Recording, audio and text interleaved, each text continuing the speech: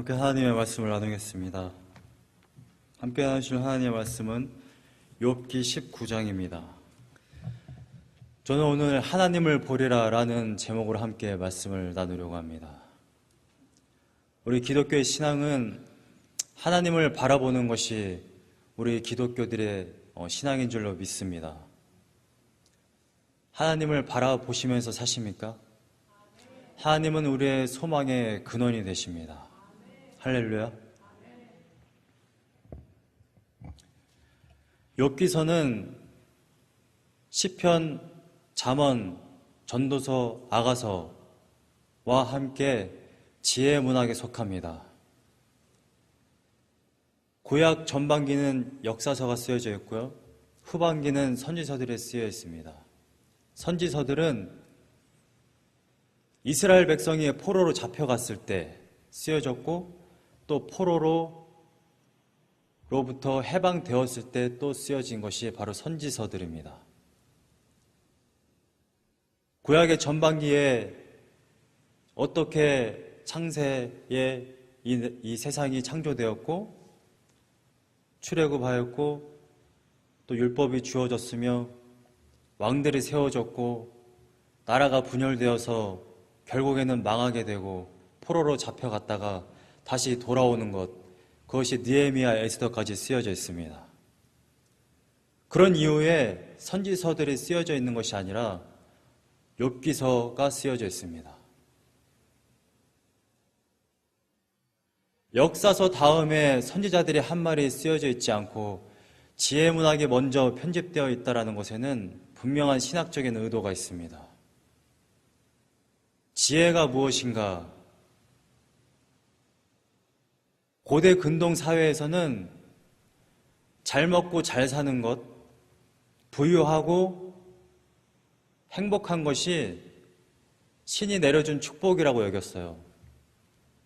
그래서 만약에 잘못되면 신의 저주라고 여겨졌습니다.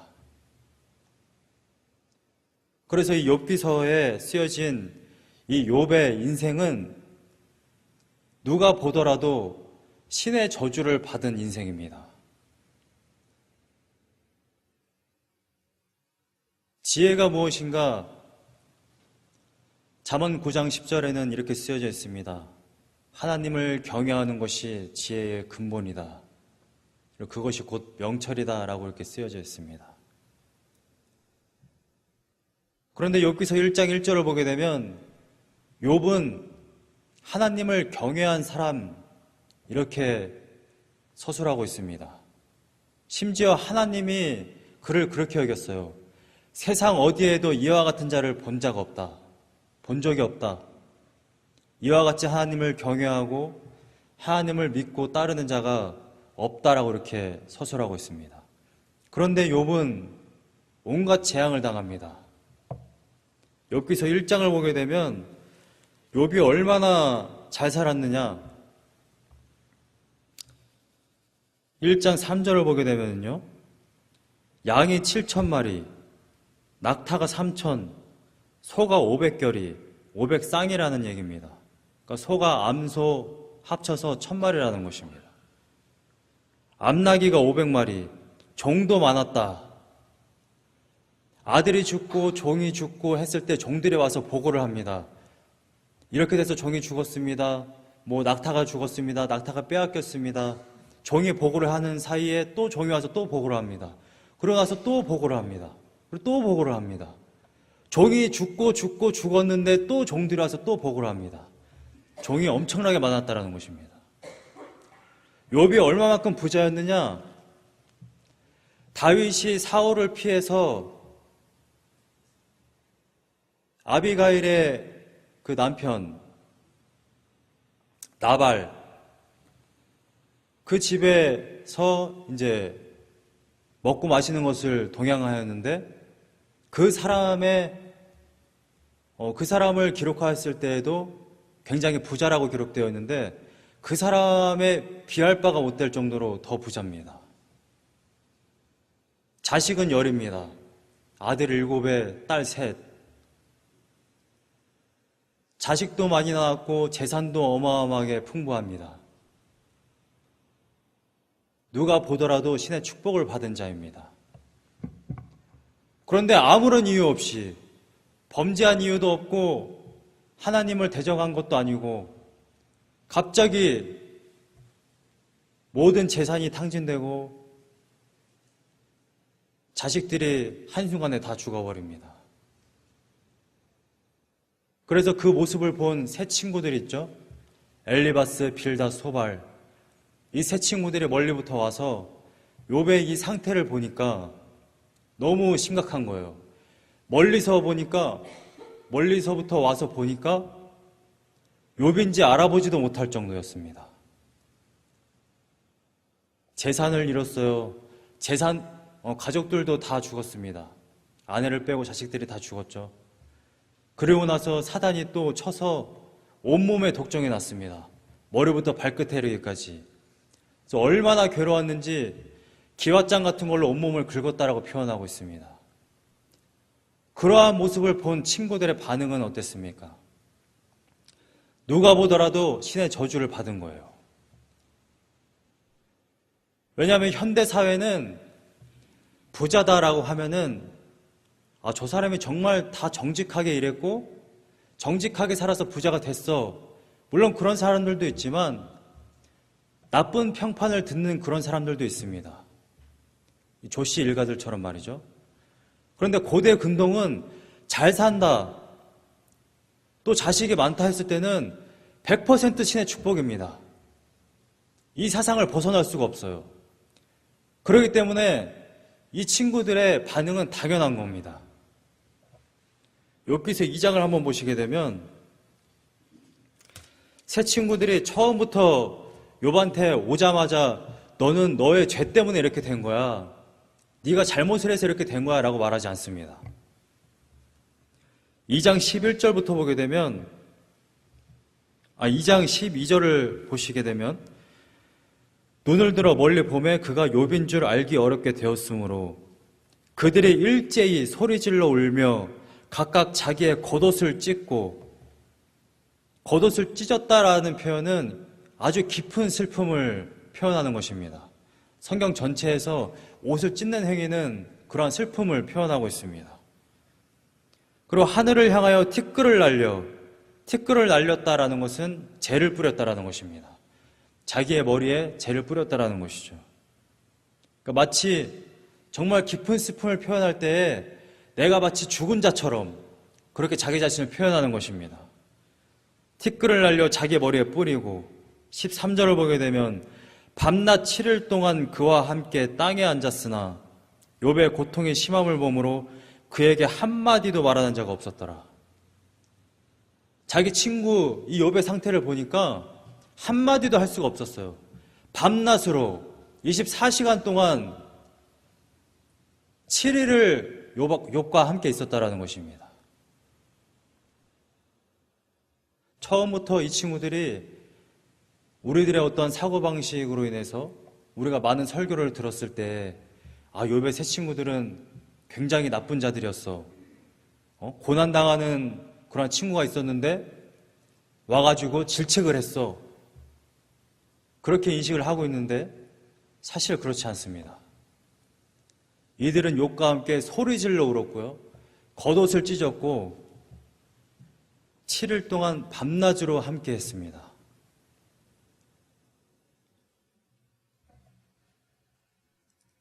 그런데 왜 하나님은 욥기서를 우리에게 주셔서 도대체 무엇을 말씀하고자 이 욥기서를 우리에게 주신 것일까요? 이 문학적인 장르로는 시로 쓰여져 있지만 지혜서로 분류합니다. 지혜가 무엇이냐? 특별히 욥기서는 고난을 당하는, 고통 속에 있는 자들, 고난을 바라보는 우리의 시각이 어떠해야 하느냐, 이 지혜를 말하고 있습니다. 처음에 이 친구들은 욥을 책망하지 않았어요. 그런데 결국엔 그들의 본성이 드러납니다. 4장부터 보게 되면 이러한 큰 재앙을 당하는 것을 보니까 이거는 100% 하나님의 재앙이다. 이거는 네가 잘못을 해서 하나님의 저주를 받은 것이다.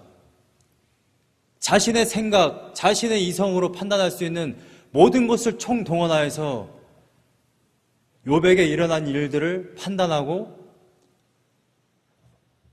원인을 분석합니다. 사람들은요, 항상 어떤 일을 당하게 되면 자신의 이성을, 자신의 논리를 발현해서 이 일이 도대체 어떻게 되었는지 원인을 판단하려 합니다. 이게 사람들의 속성이라는 것이에요. 너무나도 큰 재앙과 너무나도 깊은 슬픔, 또 자신의 그러한 건강까지 잃은 상태에 친구들이 와서 막 책망을 하니까 욥이 이 본문을 지금 말하고 있는 것입니다. 23절과 24절을 보게 되면 나의 말이 곧 기록되었으면 좋겠다. 책에 기록되었으면 좋겠다. 그리고 바위에도 기록되었으면 좋겠다. 그 자신은 억울하다는 것입니다. 너희들이 나를 지금 책망하느냐? 이 모든 일이 내가 지금 죄를 지어서 그렇게 되었다고 지금 너희들이 말하느냐? 그렇지 않다. 나는 무죄하다. 하나님 앞에 나는 죄를 지은 일이 없다. 이 모든 재앙과 고통은 나는 너무나도 억울하다. 그래서 내가 죽은 후에라도 사람들이 볼 수 있도록 내가 지금 한 말들이 책에 기록되었으면 좋겠다. 그리고 영원히 돌에 새겨졌으면 좋겠다. 돌에 새겨졌으면 좋겠다라는 것은 이렇게 굴러다니는 돌을 말하는 것이 아니라 바위를 말하고 있는 것이죠. 자신이 죽은 후에라도 자신의 억울함이 해결될 수 있도록 그렇게 기록되었으면 좋겠다라고 말하고 있는 것입니다. 우리는 어떤 일을 당했을 때, 어떤 고통이나 고난을 당했을 때 욥과 같은 반응이나 이 욥의 세 친구들과 같은 반응을 나타내는 경우가 굉장히 많습니다. 욥기서에는요, 크게 세 가지 반응이 나타납니다. 세 종류의 사람, 욥과 같은 반응, 욥과 같은 사람, 욥의 친구들과 같은 사람, 인과응보를 말하는 자들. 그다음에 마지막 세 번째는 하나님의 주권을 말하는 32장부터 37장까지 엘리후가 하나님의 그러한 심정을 대변합니다. 38장부터는 하나님께서 직접 나오셔서 자신의 주권을 말씀하고 계시죠. 저도 이번에 2주 전이죠. 2주 전에 제가 이제 수업을 가려고 아침에 딱 나오는데 아내한테 연락이 왔어요. 원래 그 전주에 계속 징조가 좀 안 좋았습니다. 피가 조금씩 나오고 있었죠. 그런데 월요일 날 그래도 뭐 두 번째인데 설마 또 무슨 일이 있겠는가 싶어서 마음 편안히 갔는데 월요일 날 아내로부터 연락이 왔어요. 아침에 피를 다 쏟았다고. 그렇게 해서 또 유산이 되었습니다. 그 이야기를 들었을 때 저의 첫 번째 반응은 욥과 같았습니다. 욥은 욥기 3장 처음에는 재산을 잃었을 때, 자식을 잃었을 때까지만 해도 하나님을 원망하지 않았어요. 나는 끝까지 하나님을 경외하겠다 했습니다. 근데 3장부터 보게 되면 욥은 어떠한 반응을 보이느냐? 결국 하나님을 원망합니다. 결국 화를 냅니다. 차라리 이 세상에 태어나지 않았더라면, 내가 차라리 낙태되어서 이 세상에 태어나지 않았더라면 하고 욥은 그렇게 화를 내고 있습니다. 저도 이 고통을 당했을 때의 첫 번째 반응이 그랬어요. 제가 차마 말로 못하겠지만 속으로 욕이 나왔습니다. 그리고 하나님을 정말 원망했어요. 근데 저의 원망은 욥과 같은 것이었습니다. 나는 무죄한데 왜 이러한 고통을 주시느냐? 내가 하나님께 순종해서 여기까지 왔는데 왜 나에게 이런 고통을 주시느냐 하고 하나님께 원망했습니다. 그러고 나서 이성이 돌아왔을 때 제가 어떠한 반응을 하였느냐? 원인을 분석하기 시작했습니다. 이사하고 계속 일하면서 무리를 해서 이렇게 된 것 아닌가? 안 좋은 집에 들어가서 막 시끄러워가지고 잠 못 자고 해서 이렇게 된 건 아닌가. 온갖 원인과 온갖 논리적인 생각을 다 하려고 노력했습니다. 도대체 이 일이 왜 일어났는가. 그런데 욥기서 이 말씀을 생각나게 하셨어요. 욥에 대해서 가만히 묵상해 보니까 욥의 이 하나님께 항변하는 이 행위는 바리새인과 똑같습니다. 누가복음 18장에 나타나는 이 바리새인은 자신의 의를 이렇게 드러내죠. 내가 11조를 꼬박꼬박 했다. 일주일에 두 번씩 금식을 했다. 저는 바리새인의 정말 불의한 것, 정말 바리새인이 잘못한 것은 자신의 의를 드러낸 것이 아니라 하나님의 것을 가지고 자기 것처럼 말을 했다라는 거예요. 10의 1조는 하나님 거고 10의 9는 자기 것입니까? 10의 10이 다 하나님 것인 줄로 믿습니다. 욥은 자신의 재산, 자신의 가족, 자신의 건강이 자기 것인 것처럼 항변하고 있어요. 근데 정말 우리는 그렇게 살아갑니다. 하나님께서 나에게 생명을 주시는 것은 당연한 거야 라고 생각을 하고 있습니다. 나에게 건강을 주시는 것, 나에게 물질의 축복을 주는 것이 당연한 거라고 생각을 하고 있습니다. 내가 하나님 앞에 이 정도 했으면 이 정도는 해주셔야 되는 거 아니야? 너무 당연하게 생각합니다. 바리새인과 똑같은 것이죠. 근데 로마서 9장 14절에 보게 되면 이러한 말씀이 있습니다. 하나님께 불의가 있느냐? 그럴 수 없느니라. 로마서 9장을 함께 보시겠습니다. 로마서 9장 14절을 보게 되면 그런즉 우리가 무슨 말을 하리요? 하나님께 불의가 있느냐? 그럴 수 없느니라. 또 15절에 모세에게 이르시되 내가 궁휼히 여길 자를 궁휼히 여기고 불쌍히 여길 자를 불쌍히 여기리라 하셨으니 누구를 불쌍하게 여기고 누구를 궁휼하게 여길 것이냐? 그건 하나님의 주권이라는 것입니다. 밑에 20절을 보게 되면 이 사람아 내가 누구에게 감히 하나님께 힐문하느냐. 개혁한거는 힐문이라고 되어 있고 개혁개정은 반문이라고 되어 있는데 내가 누구에게 하나님께 힐문하느냐라는 것은 하나님 당신에게 잘못이 있습니다. 그렇게 따져 묻는다라는 것입니다. 지음을 받은 물건이 지은 자에게 어찌 나를 이같이 만들었느냐 하겠느냐. 21절에 토기장이가 진흙 한 덩이로 하나는 귀에 쓸 그릇을 하나는 천이 쓸 그릇을 만들 권한이 없느냐. 사도 바울이 이렇게 말합니다.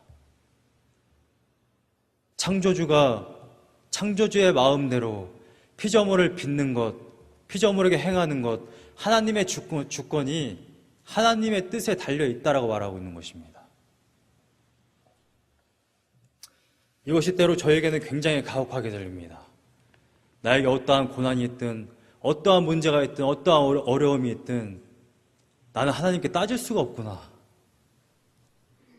내 다리를 쳐도 내 건강을 쳐도 나의 물질을 가져가도 나의 가족을 가져가도 내가 하나님께 따질 수가 없구나. 아, 이게 피조물의 그러한 운명이구나. 얼마나 속상한 말씀인지 모릅니다. 정말 믿음이 약한 분들은 제가 실제로 그런 분의 고백을 들었어요. 욥기서를 읽고 교회를 떠났다는 분을 제가 만나봤습니다. 달라스에서. 몇 년 동안 교회를 떠났다고 하셨어요. 그 이유는 교회에 어떤 상처를 받아서 누군가 무슨 말을 해서 목사님과 어떠한 문제가 있어서가 아니라 욥기서를 읽고 이런 하나님이면 난 따를 수 없다. 그러고서 교회를 떠났다고 합니다.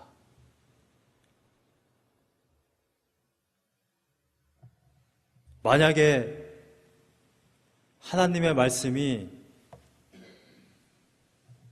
오늘 본문의 말씀과 또 욥기의 마지막 말씀이 없었다면 정말 저도 하나님을 따르기 참 힘들 것 같습니다. 오늘 본문의 25절, 26절, 27절을 보게 되면 이렇게 쓰여져 있습니다. 내가 알기에는 나의 대속자가 살아계시니 마침내 그가 땅 위에 서실 것이라. 23절과 24절에는 자신의 억울함을 토로하면서 내가 죽게 되더라도 나의 무지함이 밝혀졌으면 좋겠다 라는 말을 하고 있어요. 25절에는 욥은 이것을 알고 있었다라는 것입니다. 자신의 대속자가 살아계시다. 그리고 그가 마침내 땅 위에 서실 것이다. 이 대속자라고 쓰여진 이 단어는요, 히브리어로 고엘이라고 하는데, 이 단어가 쓰여져 있는 구약의 몇몇 본문들이 있습니다. 그 중에 대표적으로 레위기 25장에 쓰여져 있는데, 이 맥락을 보게 되면 자신의 가족이 어떤 어려움에 처해졌을 때 어떤 친족들이, 그러니까 나의 가족이 어려움을 당했을 때 다른 가족 중에 한 사람이 와서 그 공경에 처한 것을 도와주는 것, 그것을 고엘이라고 말합니다. 그리고 이스라엘 백성들이 이집트에서 구출됐을 때 그때 쓰여진 이 구속자, 또 시편과 이사야서에 쓰여져 있는 이 고엘이라는 표현은 다 구원자, 대속자, 중재자 이러한 것을 말하고 있습니다. 영어로는 리디머라고 되어 있죠. 이 말은 구속자 예수 그리스도를 나타냅니다. 우리에게 혹 구약만 있다고 한다면, 구약만 안다고 한다면 희망이 없습니다. 이 고통을 또 이 사망의 몸에서 건져낼 자가 아무도 없기 때문에 우리에게 희망이 없습니다. 이 땅에서도 힘들고 내세에서도 지옥 백성이라고 한다면 얼마나 우리에게는 고통이 따르는 인생이겠습니까? 욥처럼 차라리 태어나지 않았으면 더 좋았을 그러한 인생일지도 모릅니다. 그런데 우리는 신약을 알고 있습니다. 대속자가 십자가에서 궁극적으로 우리들의 소망의 근원 되시는 예수 그리스도께서 우리를 소망으로 인도하셨음을 믿으시기 바랍니다. 인생에 고난이나 시련이 없을 수가 없습니다. 항상 좋은 일만 있을 수가 없죠. 그러나 로마서 5장 3절에는 이렇게 말하고 있습니다. 환난은 인내를, 인내는 연단을, 연단은 소망을 이룬다라고 말합니다. 소망은 결국 저 천국이지만 정말 그 소망을 주시는 분은 예수 그리스도이십니다. 계시록 21장 4절에는 결국 이 세상의 마지막에 더 이상 너희들에게 애통하는 것이나 곡하는 것이나 아픔이 없을 것이다 이렇게 분명히 약속하고 있습니다. 이 말을 믿으십니까?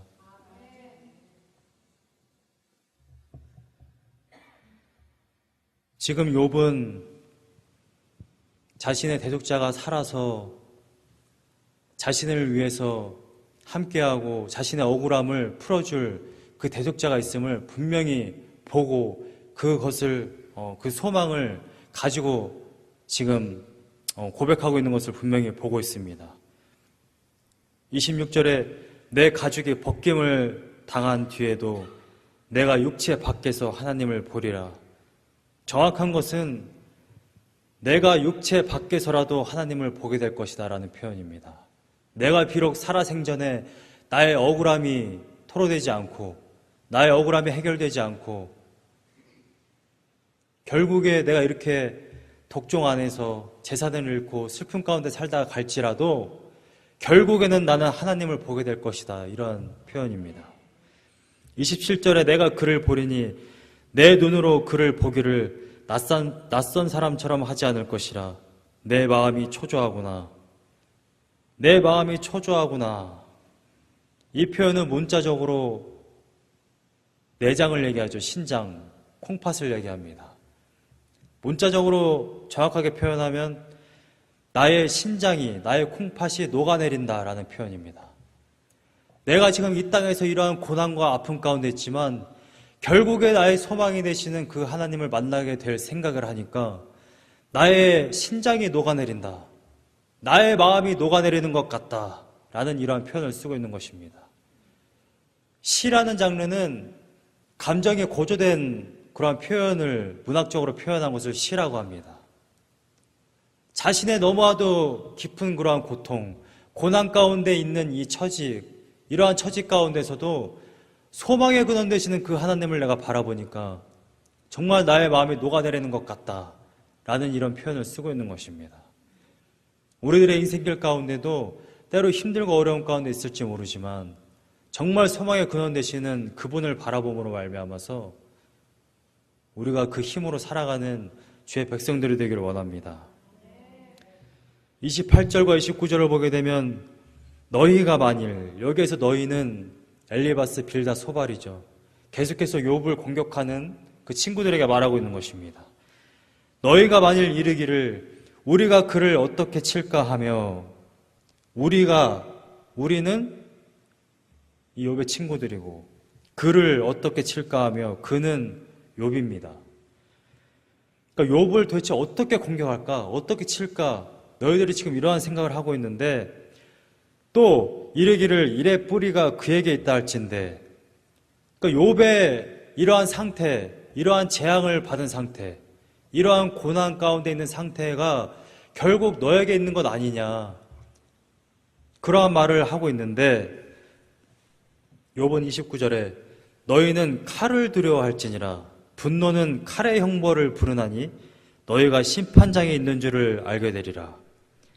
신명기 19장 16절에서 19절을 보게 되면 위증죄, 무고죄에 대해서 율법에 나와 있습니다.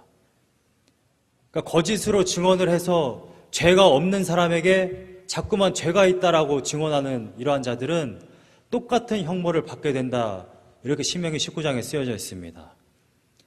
우리나라도 무고죄에 해당되면 1년 이상 10년 이하의 징역 또는 500만 원 이상의 벌금을 받습니다. 미국의 법을 찾아보니까요, 20년까지도 징역을 살게 되어 있습니다. 2002년도에는 이런 일이 있었다고 합니다. 15세의 여자가 17세가 된 이 풋볼 선수를 강간죄로 고소를 했어요. 근데 이게 거짓말이었습니다. 근데 이 무고죄가, 그러니까 무고하게 이 풋볼 선수를 고소를 했는데 결국 이 풋볼 선수는 5년 동안 징역살이를 했습니다. 이 징역살이를 하고 나왔을 때 이 여자가 그때서야 자신이 거짓말을 했다라는 것, 또 위증을 했다라는 것을 그때서 밝혔어요. 그래서 이 여자는 결국 징역을 가게 됐고 27억 원의 손해배상을 하도록 이렇게 판결을 받았습니다. 우리는 때로 무고하게 사람은 잘 안 합니다. 그런데 무고하게 하나님은 감히 우리가 판단을 해요. 우리에게 어떠한 어려움이 발생했을 때, 어떠한 문제가 발생했을 때 하나님 도대체 왜 이러한 일을 저에게 주십니까? 하나님을 책망합니다. 그런데 우리는 욥기서에 쓰여 있는 대로 심판장에 있는 줄을 알게 되리라. 불의하지 않으신 하나님을 우리가 책망하게 되면 결국 우리에게 그 심판이 임한다는 사실을 알아야 할 것입니다. 근데 하나님은, 우리가 생각해야 할 것은, 우리가 받아들여야 할 지혜는 어떠한 일이 발생을 했을 때 하나님을 원망하거나 또는 욥의 친구들처럼 원인을 분석하는 것이 아니라, 이러한 아픔과 이러한 고난 가운데 그래도 하나님께서 나와 함께 하시는구나, 하나님이 나를 돌보시는구나, 하나님께서 나의 아픔에 이 신음소리를 들으시는구나, 이 신앙이 정말 신앙인 줄로 믿습니다. 우리는 잘 될 때는 하나님께 영광을 돌리지 않습니다. 물론 때로는 이 모든 일이 정말 하나님의 은혜야, 이 모든 것이 정말 하나님께서 하셨어 라고 말할 때 있지만, 때로 우리가 정말 일이 잘 될 때에는 급하게 또는 바로 하나님의 은혜를 생각하는 것이 아니라 내가 여기까지 이렇게 잘해서 이렇게 됐어 라고 생각할 때가 너무나도 많습니다. 그런데 일이 잘못되었을 때는, 고난을 당할 때에는 가장 먼저 하나님을 원망하게 됩니다. 내가 하나님을 섬기는 자인데 하나님께서 나에게 이렇게 하셨어? 이렇게 하나님을 원망하게 될 때가 너무나도 많습니다. 그러나 우리가 주지해야 할 것은, 우리가 생각해야 할 것은 하나님께서는 우리와 항상 함께 하신다라는 것입니다. 믿으십니까? 저는 이번 일을 통하여서 또 한 번 그 사실을 깨달았습니다. 어떻게 깨달았느냐? 저는 달라스에 있느라고 아내와 함께 있지 못했죠. 그런데도 많이 불안하지 않았고 마음이 평안했던 이유는 우리 교회 가족분들이, 권사님들이 계속해서 찾아와 주시고 음식 해다 주시고 우리 교회 분들이 많은 신경 쓰시고 기도해 주시고 관심을 가져주시니까 제 마음이 금방 회복이 됐어요. 이것이 바로 교회가 있는 이유고 하나님께서 우리에게 교회를 주신 이유인 줄로 믿습니다. 그리고 이것이 바로 가시적으로 하나님께서 우리와 함께 하신다라는 것, 너의 아픔에 내가 함께하고 있다는 것, 나의 신음에 하나님께서 그 음성을 듣고 있다라는 그러한 것을 우리에게 보여주시는 것인 줄로 믿습니다. 우리의 신앙은 언제나 소망의 근원 되시는 하나님을 바라보는 것인 줄로 믿습니다. 2014년도 4월에 세월호가 침몰을 했죠. 그 중에 304명의 사람들이 물에 가라앉았는데 그 중에 이 기독교인들도 굉장히 많았다고 합니다. 안산에서 목회를 하시는 목사님의 자녀분이 텍사스에 있었어요. 그분의 말을 통하면 세월호 사건 이후로 원래 교회를 다녔던 많은 분들이 교회를 떠났다고 합니다. 정말 하나님이 살아계시다면 나의 자녀를 이렇게 할 수 있어? 물론 그 외에도 많은 요소가 있었습니다. 교회들이 그분들과 함께하지 못하였고 함께 이루어지지 않았습니다. 그런데 근본적으로 이분들은 하나님을 굉장히 원망했어요. 그러면서 교회를 많이 떠났습니다. 그런데 그분들과 함께했던 교회 중에 어떤 목사님이 작년 1월에 저희 텍사스에 와서 세미나를 한번 하셨는데 그분이 그런 말씀을 하시더라고요. 많은 사람들이 세월호가 물에 잠길 때에 도대체 하나님은 뭘 했냐? 그러면서 하나님을 원망하는데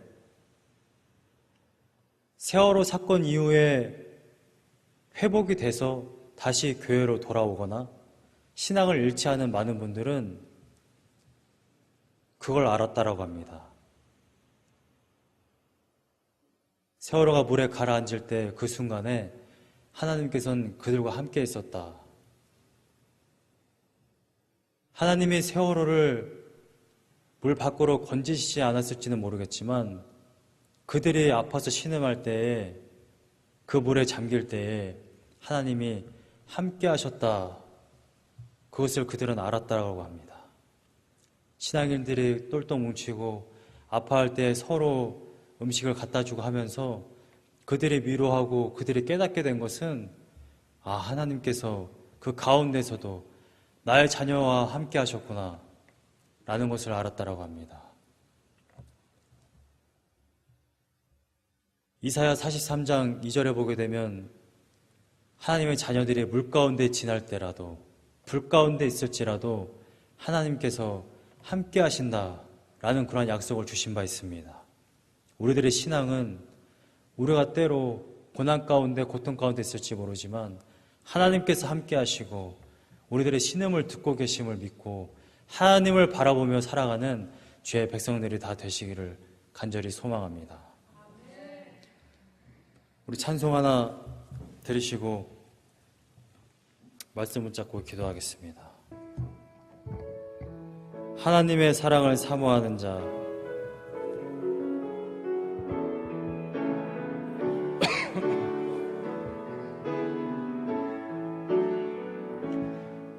하나님의 사랑을 사모하는 자, 하나님의 평안을 바라보는 자, 너의 모든 것 창조하신 우리 주님이 너를 얼마나 사랑하시는지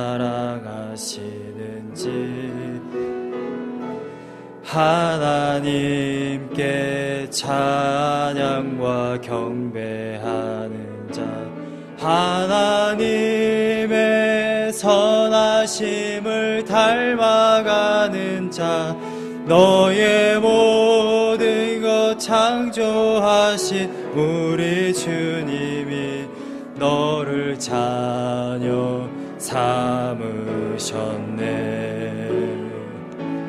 하나님 사랑의 눈으로 너를 어느 때나 바라보시고, 하나님인 자 한 귀로서 언제나 너에게 기울이시니 어두움에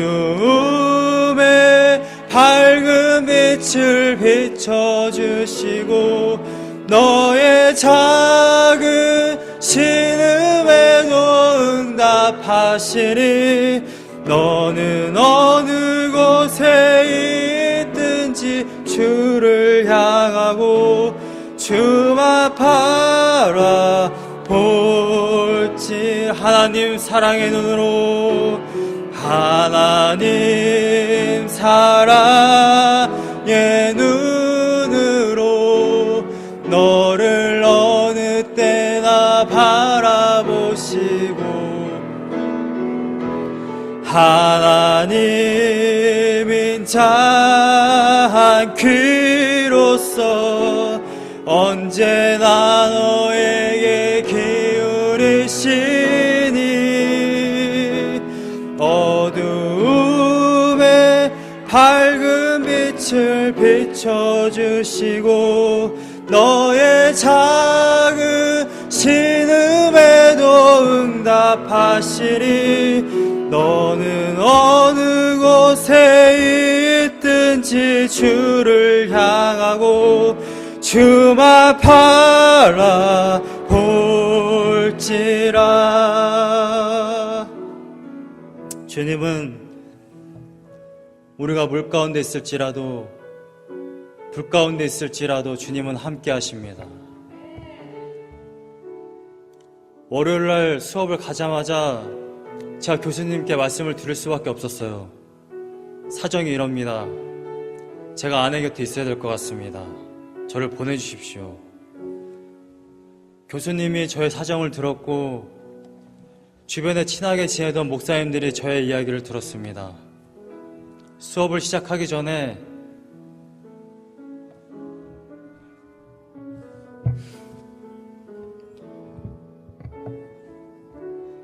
목사님들이 저를 둘러싸고 같이 기도해 주셨습니다.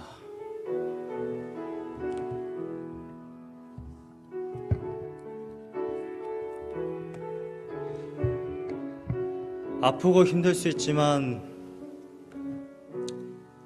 저의 아픔을 공감하고 함께 기도해 주심에 있어서 얼마나 감사한지 줄 모릅니다.